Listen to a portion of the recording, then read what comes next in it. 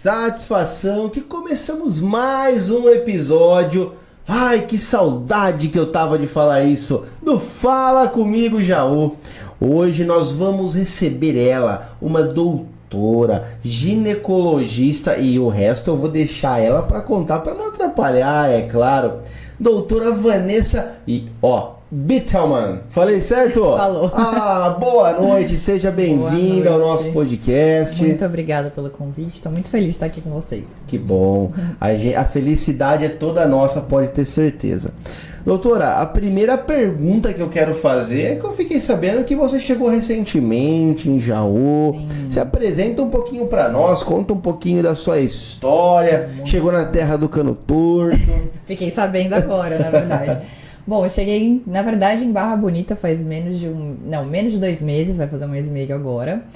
Morava em Santos antes, uma cidade litorânea com praia, vim parar no interior de São Paulo. Mas Barra Bonita pelo menos tem rio, né?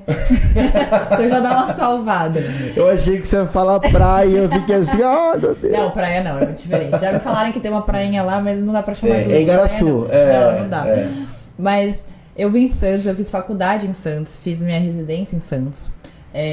Estava em Santos há 13 anos, na verdade. Eu cheguei a voltar um pouco para São Paulo, eu sou de São Paulo. Cheguei a prestar 1 ano de carreira militar, fiz 1 ano de aeronáutica, mas acabei voltando para Santos. Então, fiz toda a minha carreira em Santos, estou formada há 7 anos e me especializei em ginecologia e obstetrícia. Hoje faço pouco de obstetrícia por uma escolha de qualidade de vida aí. Mas eu tenho me especializado cada vez mais na área de ginecologia regenerativa, que é uma área que trata de doenças da mulher, de uma parte estética, de uma parte funcional. Então a gente fala muito sobre doenças que normalmente os ginecologistas que a gente tem tradicional ali da faculdade, a gente não aprende. Então, mexer com doenças da vulva, mexer com uma parte mais da incontinência urinária sem ser um tratamento necessariamente cirúrgico, que são demandas que a gente tem muito grandes e que a gente vê durante ali a nossa formação que não dão tanta importância ou meio que falam para mulheres conformar.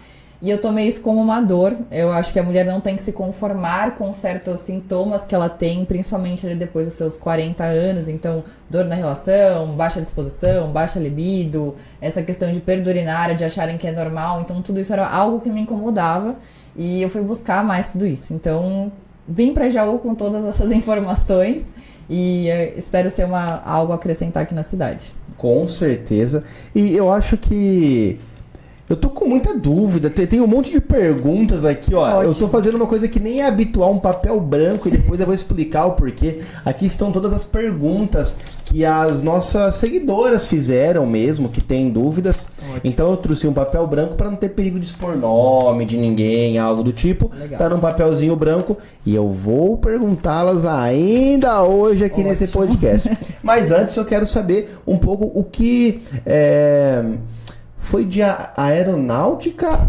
a doutora? Citei isso, né? Como foi, né? Na verdade, eu tinha uma vontade muito grande de entender essa questão de carreira militar. Quando eu estava no 1º, 2º ano da faculdade, o pessoal de aeronáutica, marinha e exército foram se apresentar lá, convocando meio que os médicos a se alistarem, a prestarem...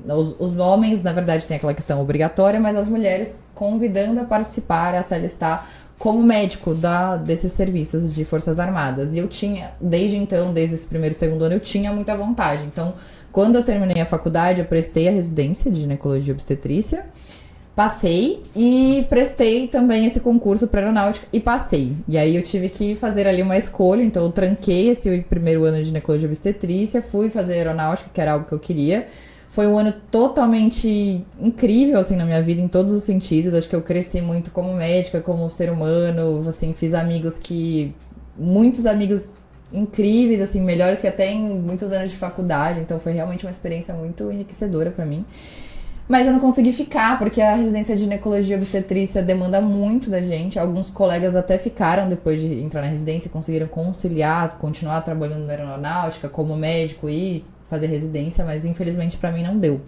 Então, eu até tive a oportunidade de voltar depois, mas aí a vida começou a levar para outros caminhos. Mas assim, era como médica que eu tava na aeronáutica e só não tinha feito a residência ainda. E aí quando você então decidiu fazer, né, a faculdade de medicina, tudo, decide se graduar em Ginecologia e obstetrícia. Ginecologista. E aí, a partir dali, se forma e começa uma vida nova. Sim. Ali você descobre o amor pela... É ginecologia que fala? Sim. Ali você descobre o amor ou era algo que você já tinha? Não, eu vou fazer isso quando eu me... Na verdade, é uma coisa que quando eu converso com até alunas de medicina, pessoal mais novo, eu gosto de contar porque a gente muda muito, né? Eu tenho um pai médico que é gastroenterologista e hepatologista. Desculpa, o que é um gastroenterologista? Que cuida da parte de estômago, intestino, fígado, essa parte. Tá. Mas que ele tinha ali no histórico passado dele, quando ele se formou em medicina, ele também queria fazer ginecologia. Mas na época surgiu uma oportunidade dele ir pra Israel. Fazer a residência dele. Ai, que chique.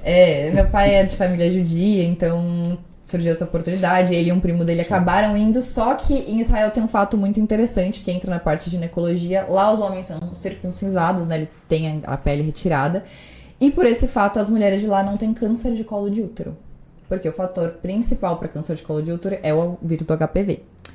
E meu pai foi pra lá pensando em fazer a parte de oncologia da ginecologia, então câncer ginecológico. Quando ele chegou lá com essa ideia, falaram pra ele, esquece, não tem isso aqui, você vai ter que fazer outra coisa. E aí os caminhos foram levando ele pra esse lado da gastroenterologia. Então, o que eu gosto de falar sempre pra pessoal mais novo, que faz medicina, que vai escolher, entre de mente aberta, porque... eu entrei querendo pediatria, meu sonho de criança era ser médico de criança, mas quando você começa a acompanhar o ser médico de criança, você vê que não é o fato de você amar as crianças, é você ver crianças doentes, é você lidar com pais que estão com crianças doentes, então é uma situação muito complicada e que eu vi que não era o que eu realmente queria pra minha vida. Então eu fui abrindo muito a mente ao longo da faculdade, fui gostando de várias coisas, comecei a gostar da parte de oncologia. E aí, quando eu comecei a gostar da parte de oncologia, que é essa parte de câncer, eu acabei escolhendo para fazer algum estágio optativo. Eu gostava muito de, nas minhas férias, que tinha ali de um mês, pegar algum estágio optativo, que a gente fala, que é ir para algum outro hospital, pedir para acompanhar. E aí eu queria alguma coisa dentro de oncologia e eu consegui dentro de oncologia ginecológica. Até então eu detestava ginecologia. Eu não achava que era uma área legal, enfim, não via nada com nada. Mas nesse estágio eu comecei a ver totalmente com outros olhos o fato de melhorar a qualidade de vida de mulheres, das mulheres terem muito um fator emocional sempre envolvido com as doenças, e aquilo me chamou muita atenção. Então, do terceiro, quarto ano pra frente da faculdade, eu comecei a me apaixonar realmente por ginecologia. E aí juntou um pouco com a parte da pediatria, porque a obstetrícia tem a parte dos partos, então eu ia lidar com os bebês, com o nascimento, com essa parte gostosa, que também tem a parte ruim, mas no geral é uma parte gostosa, então acabou que encaixou tudo. E aí acabei querendo fazer. No último ano eu dei uma desviada um pouco, querendo voltar para a parte de oncologia, até prestei cirurgia geral, porque é um outro caminho para você fazer, oncologia da parte ginecológica, mas acabei indo fazer ginecologia por esses caminhos todos da vida. Agora eu entendo porque os pediatras são tão mal-humorados comigo. Tá vendo? Porque eu sou muito chato como pai quando minha filha tá doente. Mas eu acho que os pais, eles têm uma liberdade poética pra serem chatos. É muito real isso. Eu nunca pensei por esse lado, mas faz todo o sentido. Agora sim, um gancho, um gatilho. Eu não quero que você responda como todos os médicos, ou como o sindicato dos médicos, ou não. Mas eu quero a sua opinião. É algo muito complexo lidar com câncer. Hoje em dia você fala a palavra câncer, dá medo. Sim. Né? E você falou sobre seu pai, né? Lidar com isso, ou ter a vontade de trabalhar e lidar com isso. E você também. Como é essa responsabilidade de enfrentar? É como se fosse um bombeiro entrando no fogo todo dia. Todo dia tá pegando fogo na cabeça da pessoa que descobre isso. E você vai entrar com um extintor lá. Como é pra vocês médicos, ou pra você médica, lidar com isso? Eu acredito que o câncer, ele faz parte da vida do médico, independente da área que ele vá. Mas a oncologia foca totalmente para isso. E, na verdade, nesse período que eu me apaixonei pela parte de oncologia, foi pelo fato de você entender o quanto o corpo pode dar errado, né? Então, quanto as nossas escolhas diárias, uma alimentação, sedentarismo, obesidade, cigarro, etc, etc, podem incentivar essa parte oncológica. E o quanto a gente, como médico, pode entrar para tentar ajudar um pouco. O que me fez frustrar da parte ginecológica foi o fato de eu entender que em muitos momentos eu ia só ajudar um pouco, mas eu não ia de fato poder reverter aquele quadro. Então, isso pra mim ia ser uma frustração muito grande. Eu decidi que eu não ia conseguir lidar muito bem com isso, porque... Emocional? Emocional, exatamente. O emocional eu acho que ia pegar muito. Eu me envolvo muito com os pacientes, embora eu não lide. Às vezes eu tenho alguns casos, né, de câncer ginecológico, não tem como, mama, enfim. Mas o fato de lidar diariamente com o câncer, lidar com o fato de frustrações diárias e não poder oferecer de fato uma melhora, uma resolução, foi algo que me frustrava, assim, a ideia. Então, eu acho que para todos os médicos que fazem oncologia, esse pouco, aspas, né, porque às vezes é muito, que eles conseguem ajudar, já é algo recompensador, independente do que vai acontecer depois, né, porque eu vejo que o câncer, ele é algo que você precisa acompanhar e que pode voltar e que pode melhorar, mas que também pode piorar. Então, eu admiro muito quem faz essa área, porque é uma área que realmente você consegue lidar com essa frustração de uma maneira que eu vi que eu não ia conseguir lidar. Não como via de regra, mas é isso que motiva um médico... É oncologista? Oncologista. É isso que motiva um médico oncologista? O poder ajudar mesmo que 10%? Eu acho que sim. Eu acredito que sim. Eu acho que vai pelo mesmo lado do que a gente, assim, na parte de ginecologia, sem falar de oncologia... Médicos que tratam, por exemplo, especificamente de uma doença chamada endometriose, que muitas mulheres sofrem com isso e que muitos casos são cirúrgicos, outros a gente consegue tratar com hormônio, mas que é uma paciente que a gente fala crônica. Vamos perguntar sobre, tá? Tá aqui. Tá aí. Perguntaram muito sobre. A endometriose é uma doença muito subdiagnosticada, que a gente fala, é uma doença que infelizmente muitas mulheres têm e não recebem diagnóstico às vezes a vida toda. Recebem informações de médicos falando que a dor é normal, que a cólica é normal, que sangrar muito é normal, que a barriga inchada é normal, que são todos sintomas ali da endometriose. Às vezes a mulher passa a vida inteira sem um diagnóstico. Eu acho que a gente entra, óbvio, não é um caso oncológico, mas é algo tão frustrante quanto para uma mulher ela ser obrigada a aceitar que vai ser assim e pronto, acabou. Então, eu acho que todas as áreas têm o seu lado bom e o seu lado de frustrante, mas eu acho que o médico ele tem a obrigação de buscar alternativas para tornar a vida dessas pessoas melhores. Então eu acho que o oncologista tem esse papel. Eu acho que ele tem esse papel de entender para ele que ele vai fazer a vida daquela pessoa melhor. Então eu acho que é isso que provavelmente motiva. E agora sobre a área da doutora, será que não teria como, uma possibilidade... É como a doutora falou, muitas mulheres hoje em dia, né, e eu posso falar baseado na minha mãe, tá? Sofre e não sabe de fato que tem ou não tem o conhecimento, e além de tudo isso tem todo um tabu por trás. Sim. De não poder falar, é frescura, é não sei o quê. Então tudo isso daí vai gerando um tabu. E pensa se um dia tivesse a possibilidade de um ensino ou uma atenção em uma escola para menina desde nova, né, ter um acompanhamento sobre isso. Eu acredito que o Instagram e as mídias sociais no geral vieram muito com esse intuito, né? Eu, na verdade, criei o Instagram, acho que eu tava no R1, no primeiro ano da residência, justamente com o intuito de levar informação. Na verdade, não tinha nem outro objetivo nessa época, ainda não tava tão em alta o negócio de precisar de Instagram para trabalhar, enfim. Era mais com o intuito Foi pré-pandemia? Foi pré-pandemia. Foi pré-pandemia. Era realmente algo divertido pra mim, porque eu gosto de ensinar, então pra mim era passar informação. Eu acredito que a forma que a gente tem de melhorar isso seja realmente introduzindo, igual a gente falou anteriormente, na escola, alguma parte de educação sexual sem hipocrisia. Porque eu acho que muitas escolas têm a parte de educação sexual com hipocrisia, com tabus e que acabam não acrescentando. Eu atendo muitas pacientes adolescentes com dúvidas, assim, que de dar dó.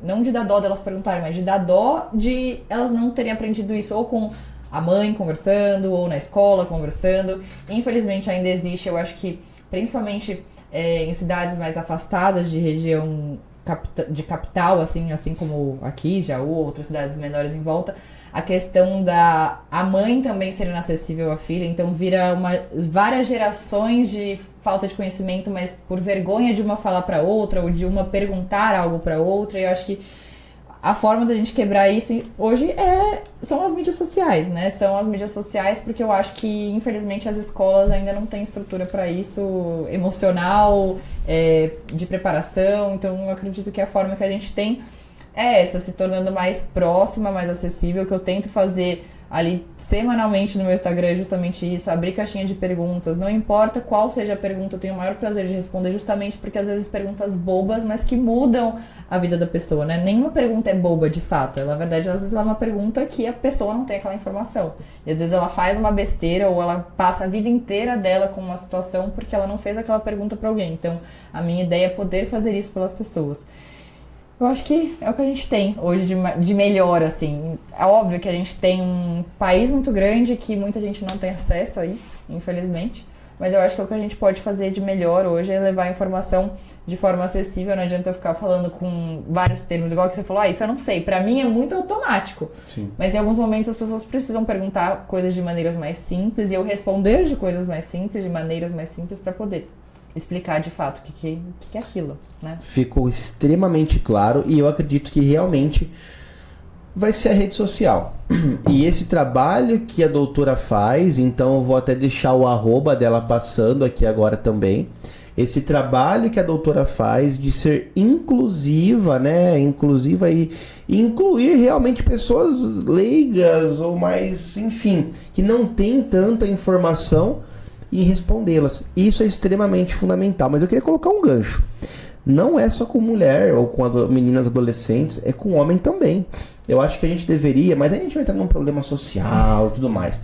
Mas a gente deveria realmente passar por uma reestruturação de quebrar tabu. Não é falar sobre sexo, literalmente. Exatamente. Quebrar tabu é a gente ensinar o básico. É ensinar isso pode e isso não pode, né? Desculpa, isso faz isso, vai acontecer isso. E faz aquilo, vai acontecer aquilo. E isso falta para nós, né? Isso falta para nossa sociedade, infelizmente. Você tocou num ponto muito importante, inclusive, que é esse fato dos homens se interessarem por essa parte. Não se interessarem em saber como é o corpo feminino somente, que eu acho que isso também é importante.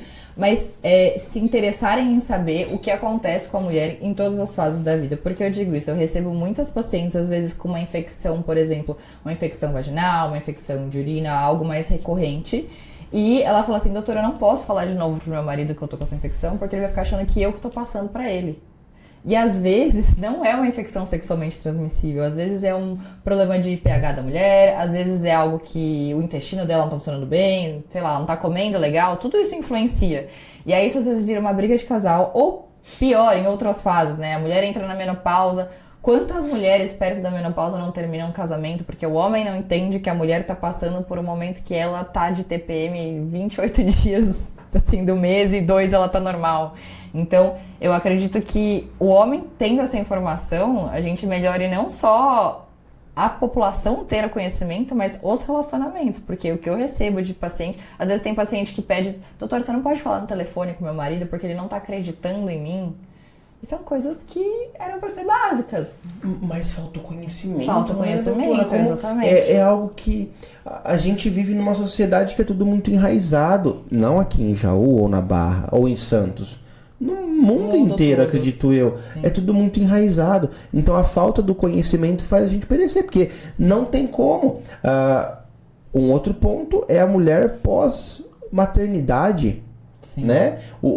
Fica um ponto de interrogação enorme na cabeça da mulher e um ponto de interrogação enorme na cabeça do homem. O que acontece nos tempos de hoje?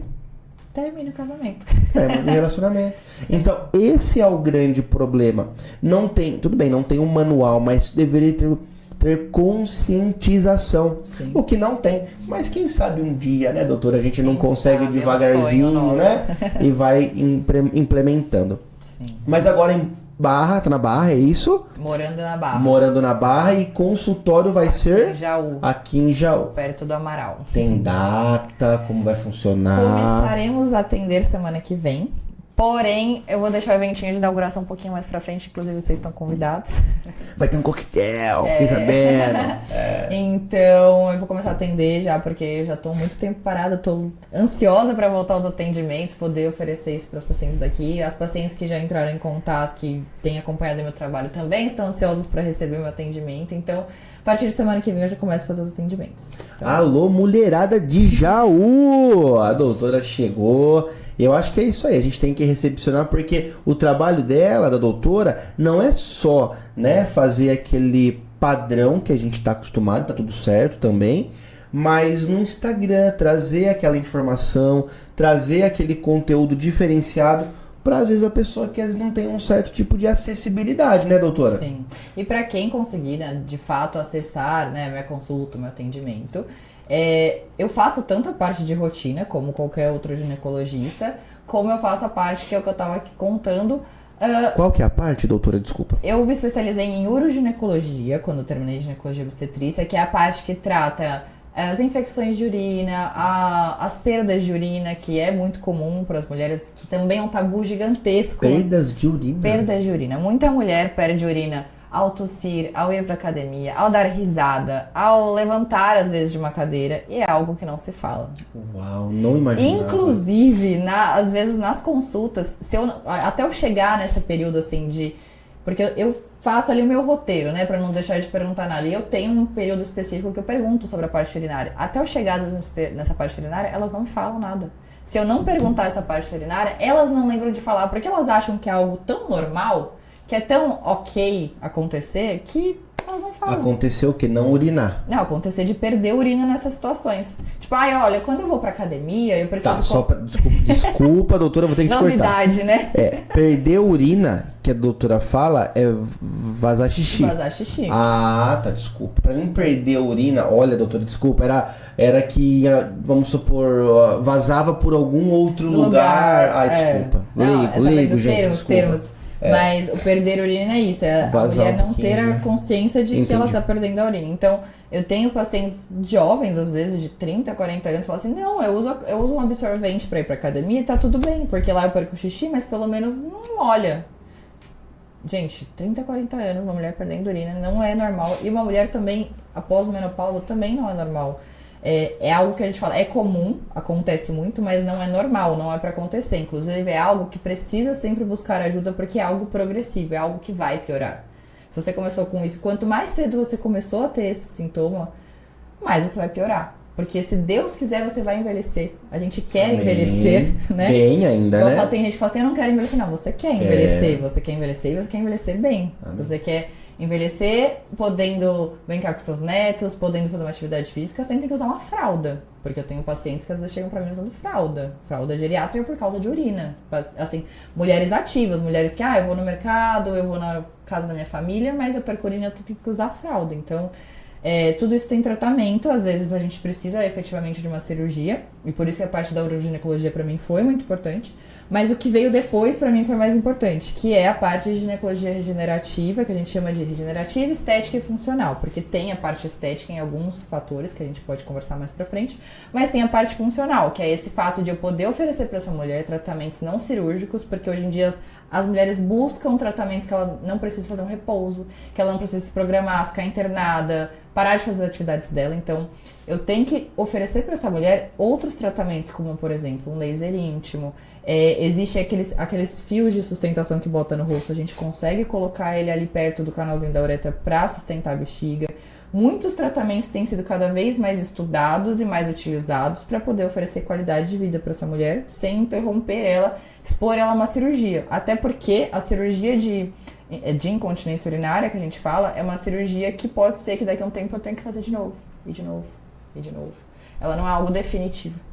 Então, a ginecologia que eu tenho estudado é isso, de procurar alternativas para problemas que já existiam. Então, problemas antigos com soluções novas, né? Na verdade, algumas nem tão novas assim, porque tem muita coisa que já vem sendo estudada há muitos anos, mas que as pessoas, infelizmente, não conhecem. E estão começando a ser faladas mais agora. Então, essa parte está começando a ser mais conhecida agora, mas é um grupo muito pequeno de pessoas que ainda conhecem.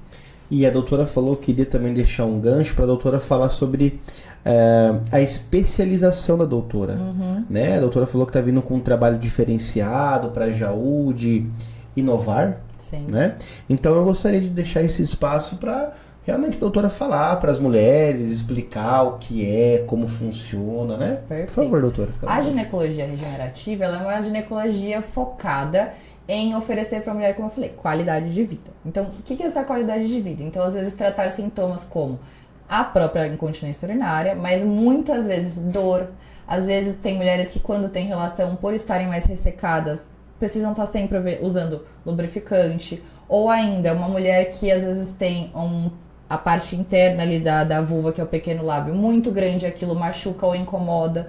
Algo que não é incomum no meu dia a dia, às vezes eu receber mulheres que falam assim, eu nunca tive relação com meu marido de luz acesa porque eu tenho vergonha da minha vulva.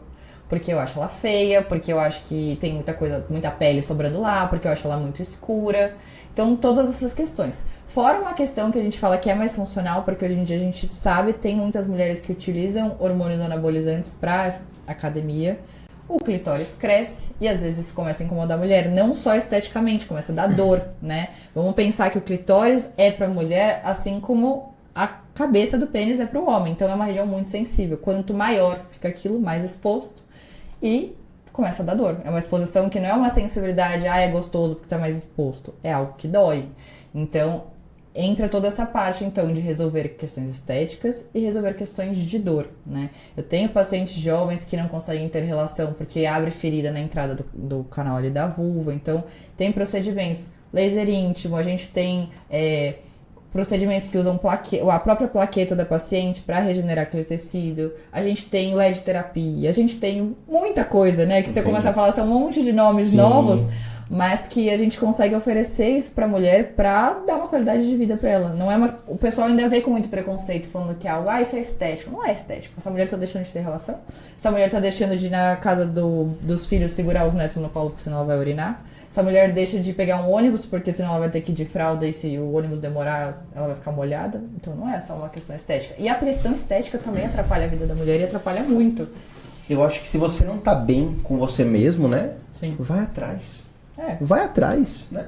A gente tem uma vida só, vai atrás. Tá te incomodando, né? Sim. Eu não tenho espaço, lugar de fala pra isso, Sim. né? Porque Até tem, não é o que eu faço, né? Mas hoje em dia a gente tem uma procura gigantesca de homens por essa parte funcional estética. A gente tem preenchimento peniano, a gente tem vários procedimentos para aumentar a sensibilidade ali do pênis. Então, tudo que tem pro homem tem pra mulher. Qual que é a diferença? Os homens procuram mais porque homem não tem vergonha, todo mundo fala, tá tudo certo. Então, a mulher tem vergonha. Mas também, doutora, eu acho que é muito um preconceito que tem na sociedade também. Sim. O homem, é a minha opinião, o homem ir atrás é o uau. A mulher ir atrás, é porque ela já... Você entende, doutora? Existe. Tô mentindo? Não. E às vezes tem paciente, eu já fiz algumas cirurgias de algumas pacientes dessa parte de pequenos lábios que separaram do marido e só fizeram porque depois que separaram, porque sempre quiseram fazer e o marido não deixava, porque ele falava, pra que você vai fazer se eu já te conheço e do jeito que tá eu aceitei? Você vai fazer pra quem? Ela tá fazendo pra ela. E eu tenho pacientes que às vezes foram fazer depois que se separaram. Eu tenho pacientes que às vezes falaram assim, doutora, será que dá pra fazer, mas não mudar muito, porque se meu marido perceber ele vai ficar bravo? Então, é isso que você falou, é preconceito, é falta de informação, é ignorância, então são muitos tabus a serem vencidos ainda. Muita gente que acha que é bobeira, isso é bobeira. Isso é bobeira porque não tá te afetando, Exatamente. Porque não está te atingindo, porque aquela pessoa está sendo atingida por aquilo, né? E falta o respeito, né? A empatia, né? Realmente. Quando alguém decide botar um silicone, ninguém fala nada. Ninguém fala nada. Você tá incomodada? Bota seu silicone. Mas se é alguma coisa na vulva, por quê? Mas é um tabu, né, doutora? Infelizmente a gente... Eu acho que a nossa conversa de hoje, ela serve pra isso. Sim. Ela serve pra gente... Que seja 10 pessoas, um exemplo... 5 pessoas melhorar, já quebramos um tabu, Sim. quebramos uma barreira, né? Tem que ter, é isso que eu falo, que também tem que ter o empoderamento feminino, tem que ser igual, tem que buscar melhora, tem que se sentir bem, tem que estar feliz consigo mesma, né? Sim. Não fazer por ele ou por ela ou por independente de quem for, mas pela própria pessoa, né? Pela autoestima. Sim. Mais algum ponto com relação a isso, doutora? Não, eu acho que é isso. As pessoas precisam parar de banalizar coisas que são incômodos pessoais. Porque agora aqui, pra onde que eu vou aqui, ó. Nossas seguidoras mandaram um monte de pergunta aqui, ó. E teve bastante que eu não vou poder perguntar aqui, viu? Só, depois, tô de olho em vocês aqui, ó. Essas daqui que vocês perguntaram a mais, eu vou deixar o arroba da doutora. Vocês vão lá e vão perguntar pra ela diretamente, que a doutora... Isso. Toda segunda-feira eu faço caixinha de perguntas e é tema livre. Quando é algum tema específico, eu coloco lá. Tema específico. Isso, a doutora então, segunda-feira é o dia de vocês irem lá perguntar essas coisas que vocês não perguntam. Que o Luiz não vai me contar aqui. Isso, aqui a gente vai partir numa parte um pouco mais clínica, né? Separamos 9 perguntas, teve 23, se eu não me engano. As demais, que são um pouco mais íntimas, né, doutora? Pode perguntar lá. A gente vai deixar pra doutora responder. Eu não exponho ninguém, isso fique claro, então é por isso que eu gosto desse espaço das perguntas. Nunca falo quem que perguntou, a não ser que a pessoa fale, pode falar que é minha história, eu quero que fale que é minha história. Isso. Mas eu não exponho ninguém, eu acho que toda pergunta é válida, igual eu falei, não existe pergunta boba é falta de informação e eu tô lá pra isso. É verdade, não, correto. Então tá aqui as perguntas, doutora, eu vou perguntar então, vou começar perguntando. E lembrando que eu coloquei numa folha sulfite só por uma questão de ética mesmo, né? Pra não ter perigo de vazar o nome de ninguém e tudo mais. Então vai ser no modo raiz aqui. Bom. Então vamos lá, doutora. Primeira pergunta, falar sobre menopausa e seus efeitos colaterais. A menopausa, na verdade, ela é uma data que fala pra gente que essa mulher parou de menstruar 12 meses atrás. Mas mais importante do que isso, a gente saber que a menopausa, ela começa com a perimenopausa, com o climatério, onde as mulheres têm muitos sintomas. Então, ressecamento vaginal, baixa libido, dor articular, esquecimento, insônia... É muito sintoma. Então, a mulher da menopausa, ela tem diversos sintomas, inclusive são listados mais de 70 sintomas nesse período, e essa mulher às vezes não sabe quando buscar. Só busca quando terminar a menstruação de fato ou busca nesse período? Nesse período, que pode vir até 5 anos antes, já é hora de buscar um médico para buscar orientação, para buscar terapia hormonal se não tiver contraindicação. Então, a menopausa, ela não precisa ser um momento sofrido, na verdade, ela é uma nova fase daquela mulher. E ela bem tratada, ela pode ser bem vivida. Então, a menopausa, ela é um período que pode ser conturbado ou não, né? É uma escolha que você vai fazer junto com o médico que vai te acompanhar nesse período. A menopausa, ela tem todos esses sintomas que podem realmente interferir na qualidade de vida da mulher, nos relacionamentos dessa mulher, podem gerar dor, podem gerar ciclos de sono que não existem mais. Então, essa mulher, ela precisa ser bem assistida. Vamos lá. E como identificar os primeiros sintomas de alertas para ovário policístico? Ótimo. Ovário policístico é uma doença que ela é muito erroneamente nomeada e diagnosticada. Eu vou explicar por quê. O ovário policístico, ele não é uma doença específica do ovário, é uma doença metabólica. O que isso quer dizer? Que a mulher que tem ovário policístico, o ovário ter vários cistos, que é por isso que vem o nome, ele é só um alerta pra gente de que essa mulher está tendo uma resistência insulínica e outros sintomas que podem predispor essa mulher lá na frente a ter diabetes, pressão alta.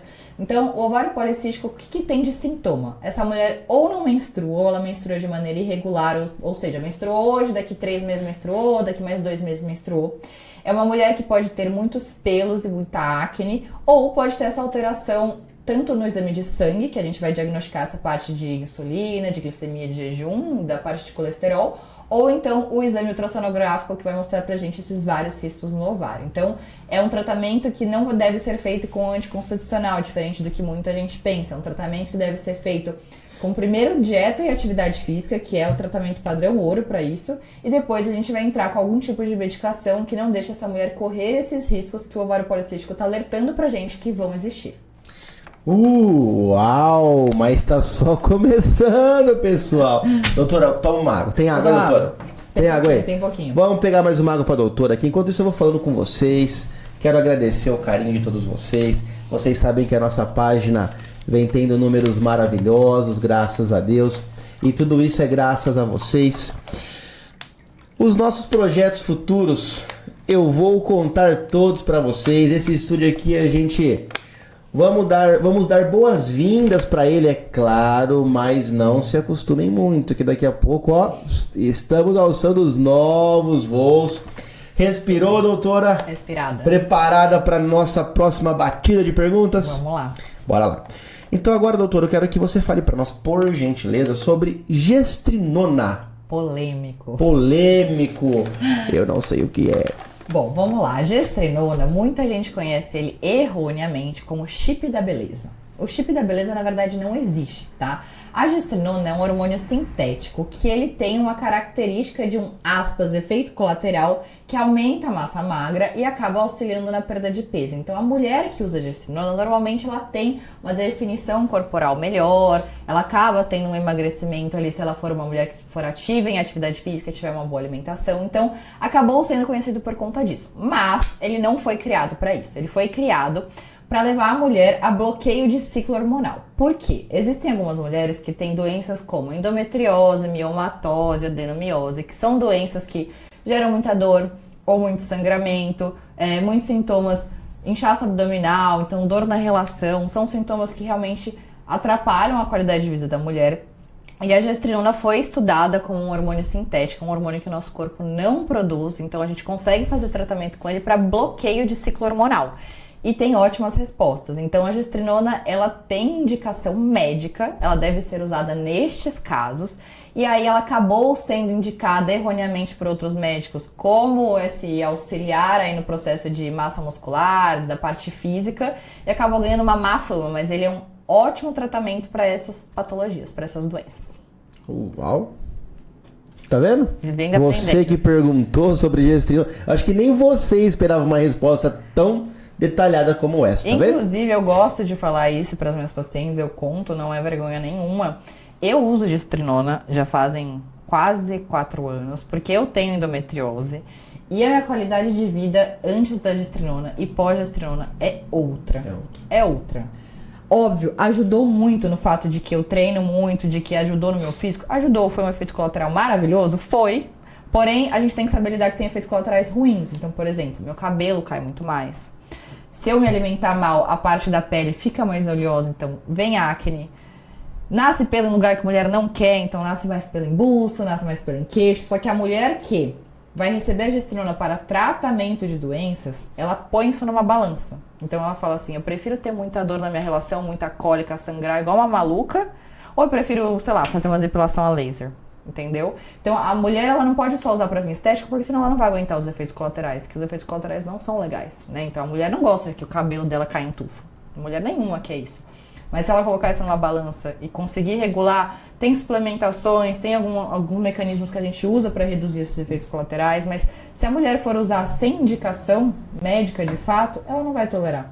Então a gestrinona ganhou uma fama muito ruim, mas ela tem assim uma efetividade maravilhosa que só quem tem essas doenças e usa sabe o quanto é incrível. E ela dá pra assim, já teve estudos no passado que usavam ela via oral, hoje em dia a gente só usa ela ou na via vaginal, ou na via creme, ou na via de implantes hormonais, que é como se fosse um comprimidinho que a gente coloca aqui no bumbum. Então a gestrinona tem uma efetividade muito legal, mas realmente precisa saber o que tá fazendo com ela, porque senão dá ruim. Sempre importante consultar a doutora. Exatamente. Vamos lá. E qual anticoncepcional é recomendado para quem tem lipedema? Lipedema. Perfeito. O lipedema, assim como as doenças anteriores que eu falei, adenomiose, endometriose, é uma doença que ela é mais predominante em mulheres que fazem mais picos de estrogênio, que é o principal hormônio da mulher.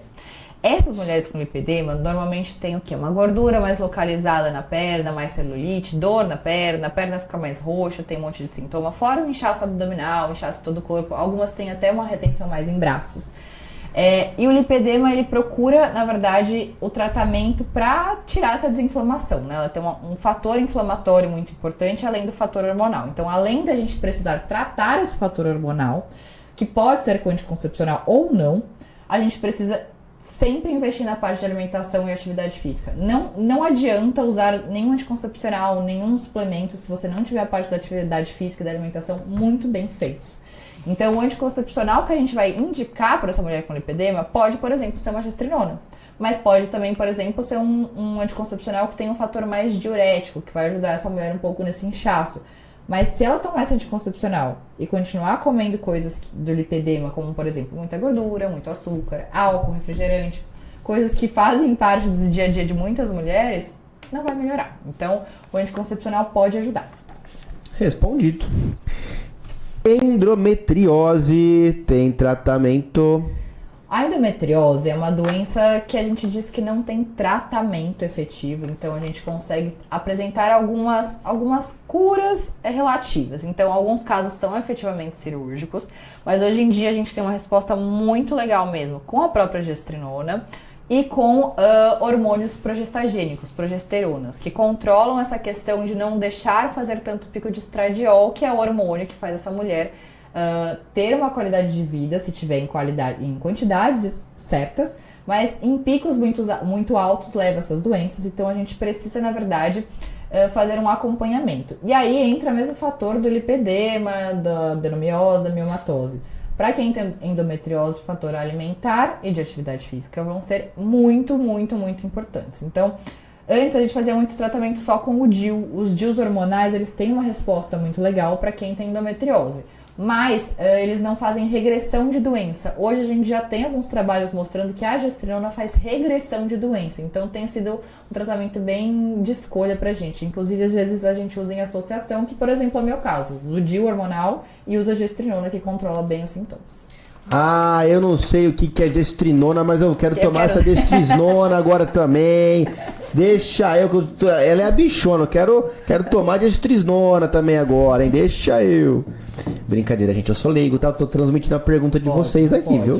Não briga comigo, não. Não pode homem tomar? Não, homem não pode. Cancela minha gestrinona aí. Não conheço nenhuma indicação, pelo menos, que gestrinona em homem. Cancela minha gestrinona aí, então. Homem, ele é muito simples. Homem é testosterona, tá boa, não tá boa, e algumas coisinhas mais. Mas a mulher que é complexa. Tem que tomar gestrinona.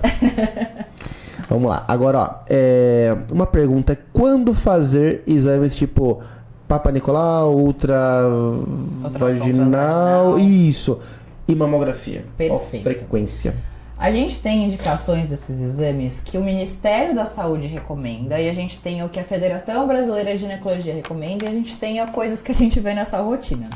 Mas o que o Ministério da Saúde diz pra gente? O Papa Nicolau, aquele exame que a gente coleta do colo do útero, a gente deve coletar ele a partir dos 25 anos ou 2 anos após o início das atividades sexuais. A gente está num país que a gente sabe que a atividade sexual começa muito antes, normalmente, dos 25 anos. Então, normalmente, a gente começa essa coleta um pouco mais cedo. Até porque existem mulheres novas que morrem de câncer de colo de útero. Então, é um risco que a gente prefere não correr.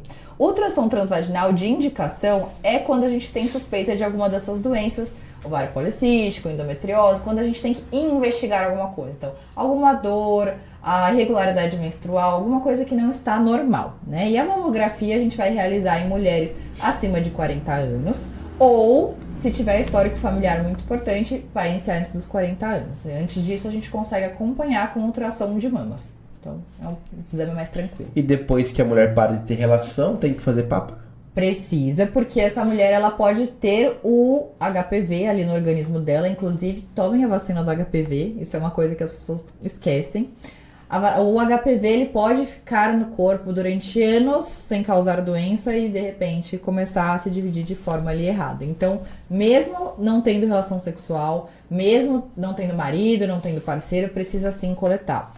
Tem alguns profissionais que preferem fazer a coleta anual, mas a gente pode transformar essa coleta para cada 2 anos, se tiver tudo bem, tá tudo certo, tá? Então, a gente coleta mais ou menos, por recomendação do Ministério da Saúde, até os 69 anos, depois não precisa mais, só se tiver alguma queixa, alguma coisa de fato que precisa olhar. Mas até os 69 anos, a não ser que seja freira, ou que nunca tenha tido realmente relação sexual na vida, aí não precisa, mas caso contrário, sim. Então, a média dos exames são de 1 a 2 anos, é isso? De 1 a 2 anos.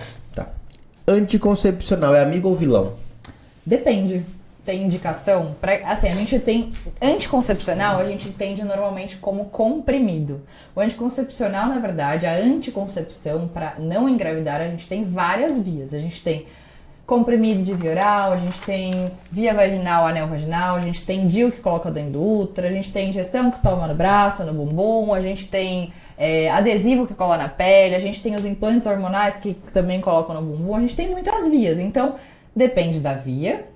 A via oral é uma via que a gente que tem estudado cada vez mais não gosta muito, mas ainda é o que a população tem maior acesso, as injeções e os orais, mas eles dão mais efeito colateral porque o organismo precisa de uma passagem ali, de tudo que a gente toma via boca, precisa passar pelo fígado. Então, tudo que precisa passar pelo fígado, eu preciso dar uma dose maior para o seu organismo absorver de fato. Então, falando de hormônio, quanto menos, às vezes, é mais. Então, depende. Tem uma indicação, essa mulher ela não quer engravidar e ela pode usar uma outra via? Falando da parte financeira, falando de problemas de saúde, depende. Então, ele pode ser um ótimo aliado, até porque se a mulher não quer engravidar, ela vai precisar se prevenir de alguma forma, né? Nem que seja um preservativo. Mas a gente sabe que nos relacionamentos mais fixos, a maioria das mulheres acaba não utilizando e às vezes vem gravidez indesejada, então tem que ser usado. Porque tinha muito, né? Eu vou falar como eu ouvia, né? Que era muito, o anticoncepcional gera problema vascular, o anticoncepcional. Então foi criando um tabu, né? Criou-se uma coisa muito ruim em torno do anticoncepcional. A gente tem anticoncepcionais, principalmente os mais antigos, que têm uma dose hormonal mais alta. E esses, de fato, aumentam o risco de trombose, de infarto, de AVC, pelo componente do estrogênio, principalmente. Porque a gente tem vários tipos, né? A gente tem anticoncepcional que não vai hormônio, por exemplo, DIU sem hormônio. A gente tem anticoncepcional que vai 2 tipos de hormônio, que são esses que tem mais risco. Se a mulher tiver, de fato, algum fator de risco que seja mais importante a gente pensar em fugir dessa dupla de hormônios. E a gente tem um anticoncepcional de hormônio único, que a gente acaba usando em muitos casos. Então, mulheres que têm mais risco de problema cardiovascular, alguma coisa de trombose, a gente vai preferir esse com menos hormônio. Então, a gente tem várias possibilidades de escolha. O problema é que a maioria das pessoas não conhece, não procura ou não é apresentada esses tipos de escolha. Então, acaba caindo mais do mesmo. Normalmente, mulher fala assim, tentei tomar anticoncepcional, não deu certo, não tomei. E aí, chega, né, na minha idade, eu tô com 32 anos. E eu atendo muita mulher, assim, com a minha idade, com 5, 6 filhos. Verdade. A gente tá num país que é verdade, né? A gente, falando de uma população no geral, não falando de uma população que consegue se programar mais, a gente tem essas meninas que, minha possibilidade de tomar anticoncepcional era esse, e esse anticoncepcional deu ruim pra mim, então eu não tomei mais. 5, 6 filhos. Então, uau. Eu acho que economicamente é algo bem complicado. Deve ser bem complicado mesmo. Bom, mas eu acho assim, doutora, as perguntas acabaram, tá bom? As que podíamos perguntar acabaram, as outras é lá com a doutora. E assim, um papo extremamente necessário. Eu acho que a gente trouxe muitos tabus que serão quebrados hoje. Hoje a gente tá plantando um monte de sementinho. Isso é bom. Um monte de gente vai assistir, vai ouvir. E aí, a partir daí, a gente vai começar a fazer um trabalho mais ainda em conjunto, um trabalho mais unido, pra gente conseguir, talvez não mudar o mundo, mas mudar o dia de uma pessoa, de uma jovem, de uma senhora. E devagarzinho a gente vai mudando o mundo, né, doutora? Com certeza. Com certeza. A gente falou ali mais pra trás falou de mudar o mundo, né? De senhoras. As senhoras, no geral, hoje em dia estão muito ativas, então elas procuram muito, a gente tentando entender. Até na questão ali da menopausa, acabei esquecendo de citar, muitas mulheres começam a ter muitas infecções.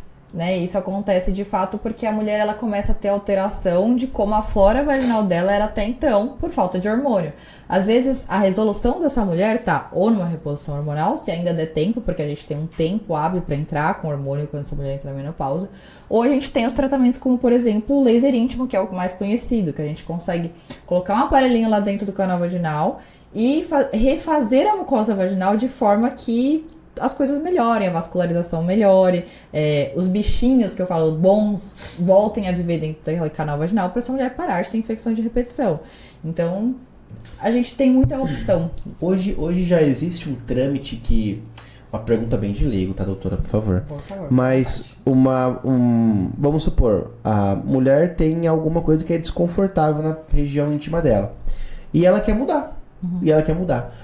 Já existe tratamentos e cirurgias que ela consegue mudar, como por exemplo, por um botox, por um... Sim, na verdade, a gente tem... Eu brinco que tudo que tem pro rosto a gente já tem pra região íntima. Então, a gente consegue fazer preenchimento íntimo. Então, às vezes, porque a região é muito magrinha, ou porque às vezes um lado é diferente do outro, ou porque tá muito flácido. O bioestimulador de colágeno que a mulherada faz no rosto também tem pra região íntima. Os fios de sustentação também tem pra região íntima. Os peelings de clareamento, que o pessoal usa muito pra manchas no rosto, tem pra região íntima pra clareamento.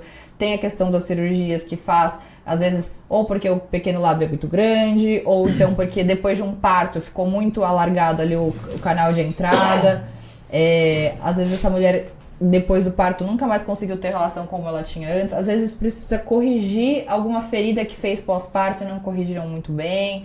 E tem aquela questão que eu falei, às vezes de mexer no clitóris, às vezes aqui em cima, o pessoal brinca muito, né, da história do capô de Fusca. Hoje em dia a gente tem procedimentos para retirar essa gordura ou diminuir. Essa gordura, ela é uma proteção para nossa parte óssea, mas tem gente que realmente tem em excesso e isso incomoda, a gente também consegue mexer. Então, basicamente, tudo que tem pro rosto hoje em dia tem pra região. Eu acho que o mais importante é, independente de tudo isso, ou com tudo isso, é a autoestima, né? Sim. Eu acho que nada melhor do que você olhar no espelho, aquele momento que não tem ninguém do seu lado.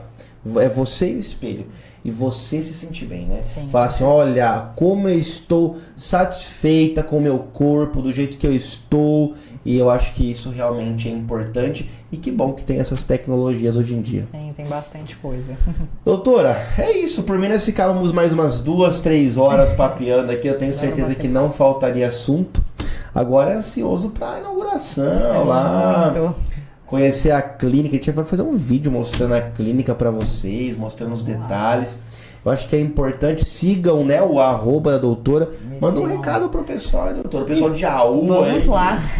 Então, eu tô nova aqui na cidade, então venham conhecer um pouco do meu trabalho. O meu Instagram vai ficar aqui, então venham fazer perguntas, eu estou sempre respondendo. Se não tiver caixinha de perguntas, pode mandar lá nos comentários. Eu tenho bastante post sobre vários assuntos. Tem nomes lá que provavelmente são novos para todo mundo, então conheçam, saibam que existem oportunidades e tratamentos para coisas que às vezes vocês acham que não existe. Perguntem, porque ficar convivendo com uma dor, com um incômodo é algo que eu acredito ser inaceitável na vida de uma mulher, sendo uma mulher e tratando mulheres. Então, eu espero vocês lá no meu Instagram. Vai ser um prazer a gente continuar esse trabalho, vai ser um prazer receber vocês lá na minha clínica e espero ter mais encontros como esse. Muito obrigado, doutora. Muito obrigado a todos vocês que acompanharam até aqui. Obrigado pelo carinho, pelas mensagens. Se inscrevam, curta, comenta, compartilha. Tudo aquela coisa que o pessoal fala na internet. Vocês façam aí também, porque nós estamos juntos. Muito obrigado a quem assistiu até aqui. Desculpa, às vezes, as palavras que eu não sei falar de forma correta, mas eu trouxe aqui as perguntinhas que vocês me pediram. Missão dada, missão cumprida. Tá bom? Muito obrigado a todos vocês. Obrigado, doutora. Obrigado ao marido da doutora que esteve aqui do nosso lado. Um cara espetacular também. Muito obrigado por estar aqui com a gente. Deus abençoe a cada um de vocês e até o próximo. Fala comigo, Jaú!